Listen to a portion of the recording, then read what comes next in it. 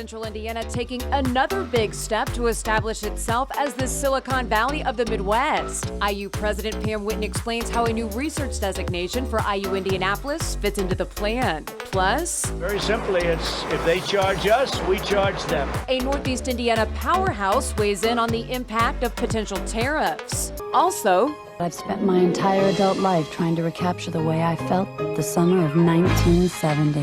Hey, Kenny, where's the prize? Softball game, Kendall's Field.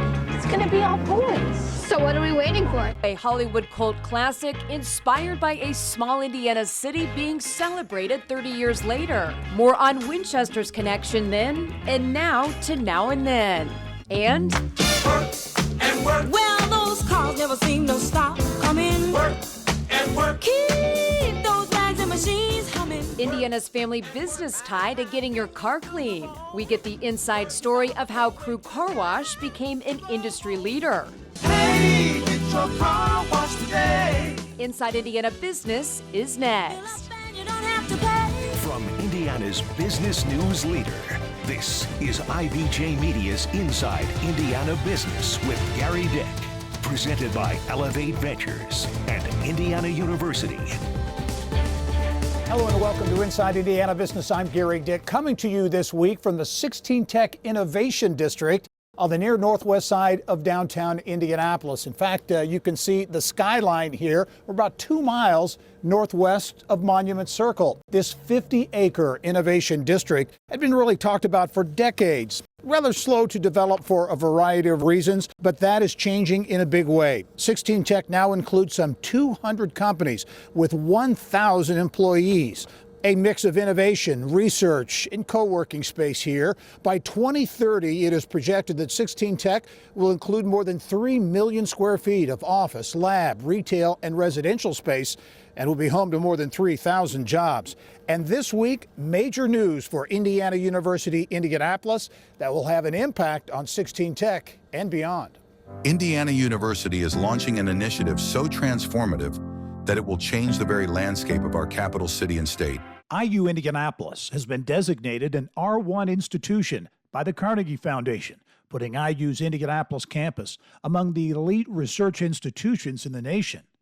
A designation validating a bold move by IU to create what President Pam Whitten calls the nation's premier urban research institution, stretching from an emerging sci-tech corridor on the Indy campus to the planned IU Launch Accelerator for Biosciences, or IU Lab, at the 16 Tech Innovation District.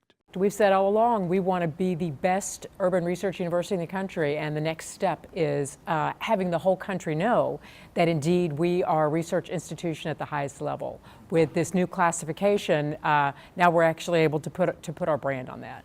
To support that lofty vision, IU is investing more than $250 million in a biosciences initiative aimed at making the state a global leader in cutting-edge research and innovation and a magnet for top talent. We now have in Indianapolis the university that we need to really propel the city and the state forward. And, you know, we are so fortunate. We have a wealth of riches in terms of universities in our state, right? I mean, we have an R1 university in Bloomington, Indiana, through IU. We have an R1 university housed in West Lafayette through Purdue. We have an R1 university in South Bend through Notre Dame. And now we have the first and only R1 university in Indianapolis. And this is a gateway for partnership with industry. This is a gateway to bring in just world-class faculty that want to work at an R1 institution. And then, of course, it's also an entry point to bring just exceptional students in who want to work. And our goal is then stay in Indianapolis after they graduate from IU. And the vision extends beyond the Indianapolis campus and 16 Tech. We are talking and working on a corridor from Crane to Bloomington that's happening right now with the expanded work going on there. We are certainly talking now about the corridor that will expand from Bloomington to Indianapolis to this new base. Obviously, there's work from Indianapolis North as well. And so truly the future for our state of Indiana is very exciting. And as President Whitten mentioned, the new IU lab scheduled to open, if all goes well, in 2027. Well, 16 Tech certainly will serve as a game changer to put Indianapolis on the map as a national hub for the life sciences. When we come back, we'll take a deeper dive into what the initiative is all about and how it will bring together education, research, and development.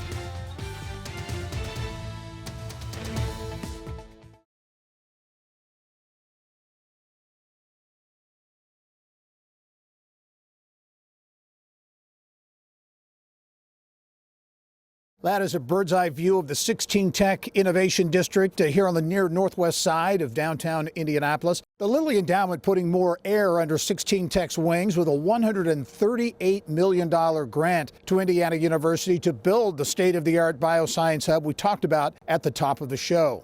And the man in charge at IU Lab is former Indiana Secretary of Commerce David Rosenberg, the president and CEO of IU Lab. David, thanks as always. Can't get away from me, but it's always fun to join you. Yeah. A very different role now and a very important role. First of all, the R1 designation for IU Indianapolis, how important is that? It's huge, not only from the aspect of additional funding opportunities that it opens up, but also that marketing perspective for students, researchers, faculty, and industry alike. Yeah, and I know President Whitten talked about in our first segment creating this preeminent urban research institution, and that's a big part of what you'll be doing. Absolutely. We really want to be the front door for where academia meets industry to really have a sandbox for all the incredible assets. It's really the right time, the right place, the right corridor where we really can find that next discovery, commercialize that next product, and train the life science leaders of the future. There's going to be a lot going on in this building. Give us an idea, kind of a thumbnail sketch of all of the activity that once this thing opens, we'll be seeing. Yeah, thanks to the really generous gift of $138 million from the Lilly Endowment, we're going to build a facility here on 16 Tech's campus that will have academic space, classrooms, Luddy School of Informatics and their BMEI program will be housed here, along with School of Medicine, Kelly School of Sciences. We'll also tie into the incredible world-class researchers and faculty from IU in those schools to develop the research that's going to happen into industry. We'll have an incubator and accelerator space for startups and really how to grow those type of companies. And we'll also have key industry players here that are sponsoring studios or research with the IU faculty. Again, the goal is how do we discover that next innovation, commercialize that product, and train those life science leaders of the future. In terms of the geographic proximity, the literal connection to the IU Med Center, the connection to downtown Indianapolis and the business community, how important is that piece? It's huge. When you look, in a 2-mile radius around 16 Tech's campus, where you have the largest school of medicine, one of the largest health networks with IU Health, you have the largest pharmaceutical company in the world. But it's not just Indy-based. We're looking out to Warsaw with the orthopedic capital of the world. We're looking near the airport with the neuroscience and targeted medicine approach there, the Fisher's Life Science Cluster. It's going to be a hub, but there's going to be a lot of spokes that tie into what industry is looking for and how we look 10 or 15 years down the road. I know there's going to be a focus too on impact in the neighborhood and the neighboring area here as well. Yeah, a very big push of the Lilly Endowment and 16 Tech. How can we be an open door to the neighborhoods and the community to invite them in? How can we do upskilling and credentialing, increase access to healthcare, reduce health inequalities? That's a big focus of the lab as well. All right, I know things are still very fluid, but give us an idea of construction and when you hope to open things. Yeah, the IU Lab is open for business now, and so we're working with industry and IU faculty all throughout those schools I mentioned. You have the IU School of Medicine, Luddy School of Informatics, Kelly School of Business, the School of Sciences, and others to open up that programming with the incubator and accelerator with industry partners. We're looking at breaking ground this time next year and then an opening in fall of 2027 to have students there housed for classes. David Rosenberg, the president and CEO of the IU Lab. Thanks for joining me. Thank you, Gary. All right. Well, the IU Lab, not the only thing in the works here at 16 Tech. Business of Health reporter Kylie Valletta joins me later in the show for more on that. But first, let's send it back to the studio and Mary Rachel Redmond with a look at business news making headlines around Indiana. Here's what's making news around Indiana. Brought to you by the Indiana Association of Realtors. Indiana's 21,000 realtors. The neighbors you know, the experts you can count on. The CEO of Fort Wayne-based Do It Best is raising concerns about the potential impact of tariffs on products from Canada and Mexico. Dan Starr says tariffs will have an immediate impact because Do It Best purchases millions of dollars of lumber from Canada. And the increased cost then drives up prices across the board. In anticipation of the tariffs, Starr says some are already bringing in extra inventory. Anything you can think of for sale in a hardware store, much of it comes in from manufacturing processes overseas. We actually anticipated some of this at the end of 2024 and started bringing in additional product as a hedge against this potential action. So I think that's part of what a lot of folks are doing, not just Do It Best. For more tariff coverage and other Indiana industries that could be impacted, check out ibj.com. Well, a popular festival in Northeast Indiana is officially canceled for 2025 after its board voted to file for bankruptcy this week. The Three Rivers Festival has been a staple in Fort Wayne since 1969, but a crowdfunding campaign set up to support the event raised less than 1% of its goal. Our news partners at WPTA are reporting the festival is actively working to come back in 2026. The city of Noblesville taking a victory lap after landing a major motorsport deal that will bring more than 200 new jobs to Hamilton County. Evolve Transporters investing $39 million to move its Ohio headquarters to Noblesville. Evolve makes transporters for Central Indiana-based race teams like Andretti Autosport and Ray Hall Letterman Lanigan. Still ahead for you, the Fort Wayne Fishers connection to getting the shine on your drive.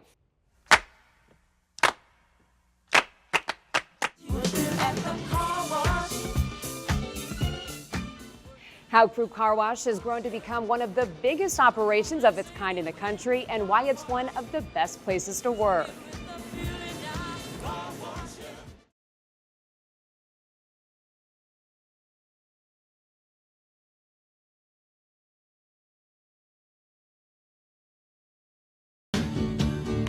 New Line Cinema presents Christina Ricci and Rosie O'Donnell as Roberta. You're a woman on the verge. She's like a volcano ready to erupt. The coming-of-age classic, Now and Then. Hollywood heavy hitters like Demi Moore, Rosie O'Donnell, and a young Christina Ricci all starred in the movie about growing up in a small Hoosier town called Shelby, Indiana. While Shelby may be fictional, the film is actually based on the real Indiana town of Winchester. To celebrate the 30th anniversary of the movie, the city is putting on a multi-day event in June called Now and Then Days. And it's already generating interest from people around the world and even from some of the stars themselves. The small, whimsical city of Winchester, Indiana, brought to life on the big screen. Now and Then. Every post we put out, people mention that's their favorite movie. That I've thought about this day, dreamed about this day, for as long as I can remember. We've heard from people all over the world. We knew it was special to us, but I really had no idea this was so special to so many people. I've spent my entire adult life trying to recapture the way I felt the summer of 1970. Now and Then made its box office debut in 1995 and featured an ensemble cast that boasted some of the biggest female stars in Hollywood. But the woman responsible for writing the actual story is a Winchester native. The one, the only Marlene King, who's gone on to have quite the Tinseltown career. Marlene was born here. My house was actually behind her house in the Gaslight Edition. My understanding, it's kind of a story of her and probably a lot of my neighborhood girls growing up, chasing boys and boys chasing them. Come and get 'em, suckers! Nice! She was able to write that screenplay based on that few summers here in Winchester. It's just special. Wallace, in lockstep with the mayor, is gearing up for Now and Then Days in June. We can't offer Hollywood, we can't offer Disney World, but it's like, we can offer Winchester, where we kind of theorize things happened, recreating those moments. 30 years on, the spirit of Now and Then continues to live on in Winchester. And the hope is this multi-day event in June will draw tourists from all over, looking to pay homage to their favorite movie. And the writer of Now and Then, Marlene King, will be coming into town for the event in June and perhaps, maybe, just maybe, bringing a cast member along with her. Well, stay tuned. Well, let's send it back out to Gary at 16 Tech in Indianapolis for a Hoosier business success story with a Now and Then theme. Gary? Well, a very interesting story out of Winchester impacting eastern Indiana and beyond. Thanks for that, Mary Rachel. Now, on to a story involving a three-generational Indiana family-owned business steamrolling the competition when it comes to washing away the grime on your car.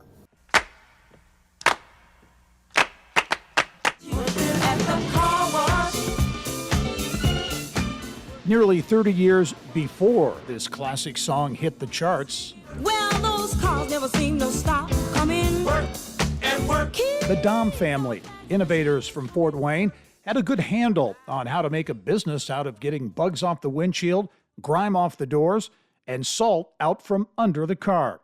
They set up the first automated car wash in Indiana. 1948, downtown Fort Wayne. We were all full service for 20 years. They'd pull up, get out of the car, we'd wash it, and then get back in. When we first started out, we were one of the first in the country. Cars had bumpers on the front. We put a hook on the front bumper and pulled them through. Now you couldn't even think about doing that. Those chains to drag your car through for a bath? Gone. The Doms had a better idea. They pioneered the sit in your car and go through the car wash way of clean. Customers loved it. My friends at IU said, "Joe, I hear you quit school. What are you going to do?"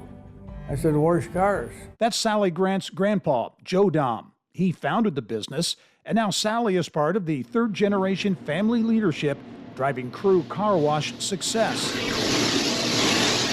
which over the last 77 years has grown into one of the largest car wash chains in the country. As a kid, it was so inspiring to see your grandfather and your dad so passionate and excited about building a brand that was really, it was centered all around taking care of your team, and then they're going to take good care of the customers. My grandfather got that all the way back in 1948, and he always had a saying, we're really in the people business, we just happen to wash cars.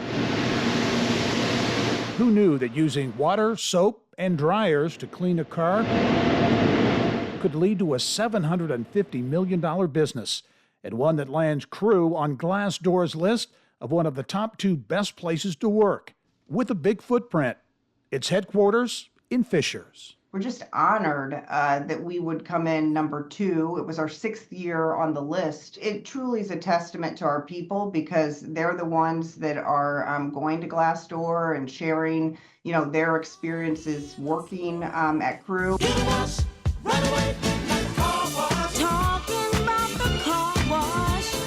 Much more with Crew Carwash Executive Vice President Sally Grant in this week's Business and Beyond podcast. You can find it starting Monday at InsideIndianaBusiness.com. Well, coming up next, bridging a biosciences gap in central Indiana, literally. How a new bridge over the White River here at 16 Tech is making a stronger connection to IU Health.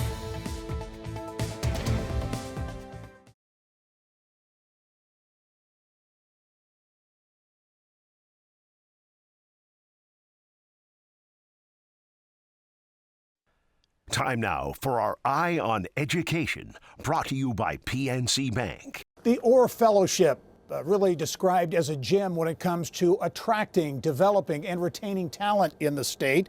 And there's a new study out with some big numbers to back that up. A look now at the impact of the Orr Fellowship. We're really able to see Topo and their business problem from different perspectives. She's one of 1,200 future business leaders from over 60 universities applying to be an Orr Fellow. It's an initiative that's been part of the Central Indiana business landscape for nearly 25 years. Here's how the Orr Fellowship works. College graduates apply, a select few are chosen, and then they're paired with partner companies that hire them as paid employees. Cohorts like Carmel native Xavier Ramirez, an IU grad now working for his alma mater. I'm somebody where I have a lot of different interests and I want to be able to explore and grow those for my future career. And Orr doesn't lock you into only doing one thing. It allows you to get as involved as you want.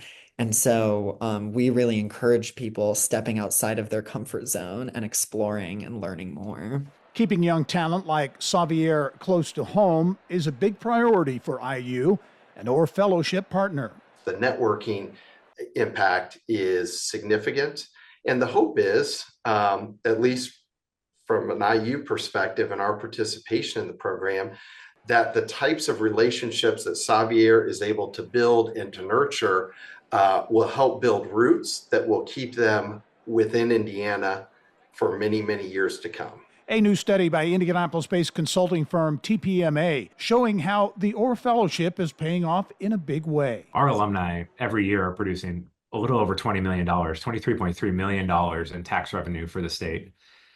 And that's a really big deal because that's really money in the bank that's being produced year in and year out. That those alumni, we retain about 60% of them across time. They're here, they're building lives, and they're meaningful contributors to this Indiana economy. The program now has a presence in Evansville, partnering with companies like Old National Bank and Toyota Motor Manufacturing Indiana. It's easy to write off Indiana as a possibility, especially when you're young and you see the allure of like a Chicago or a New York or, California coastline. All those things are real and we don't doubt that, but we believe there's a great life worth living here in Indiana, and our mission is to show them what that might look like and support the business community as we go. For Orr Fellows like Xavier Ramirez, the program is a life changer. You only have 2 years, and so if they give you the door, it's your responsibility to walk through it and make the most of it, and you can create a powerful community, a powerful network, and a powerful career through being able to engage in this program. And get this, Orr Fellow alumni start an estimated 20% of the new businesses in Indiana and engage civically some 40% of the time. Well, wrapping up where we started this week at the 16 Tech Innovation District, Business of Health reporter Kylie Valletta joins me now with details on how this cutting-edge campus has grown dramatically over the past 5 years. Well, that's right, Gary. You know that 16 Tech was founded on the vision of bringing research and industry together in one place. And now with IU Indianapolis getting a Tier 1 research designation, the snowball is building. The investments that IU and Purdue are making in Indianapolis are extraordinary. The now separate universities downtown are building momentum for the city. IU Indianapolis earning Tier 1 research designation checks a major box. For the first time, the city is home to a Tier 1 research university. And Purdue enhances Indy's Tier 1 stature by being part of the West Lafayette campus. Having a Tier 1 research university has been a long-term aim of the city of Indianapolis, and it's part of creating credibility for our ecosystem. What it often means is that private industry investment follows the university investment. And IU's investment at 16 Tech is major. A 6-story state-of-the-art building focused on the biosciences is in the works. 2025 is going to be a banner year for 16 Tech. A milestone just months away, the 16 Tech Bridge will open in April, connecting the Innovation District to Eskenazi Hospital and Riley Hospital for Children, and more broadly, the IU School of Medicine and IU Health's new medical campus under construction. From the very beginning, our vision and our master plan has included increasing the connectivity to downtown, and especially the connectivity to IU Indianapolis and Purdue in Indianapolis, as well as the hospitals to our south. So the bridge makes that physical connection easy. And not just for traffic, but people. The bridge is expected to increase the flow of young students, faculty, and neighbors in the West Side area. The bridge is a metaphor in many respects.